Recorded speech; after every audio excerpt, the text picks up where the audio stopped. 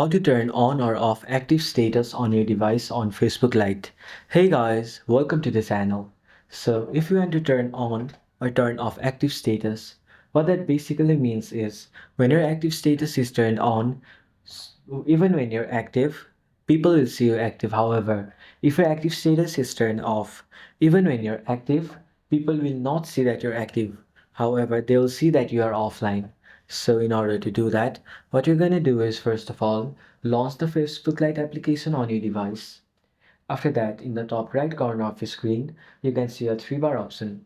Click on it, then scroll down and go to settings. After you've done that, scroll a bit down and under audience and visibility, you can see the option active status. Click on it and then you'll see the option show when you're active. Now it is toggled on. If I toggle it off, what's gonna happen is and turn off. What's gonna happen is even when you're active, people will see that you are not active. So this is how you can turn it on or turn it off. So thanks for watching the video till the end.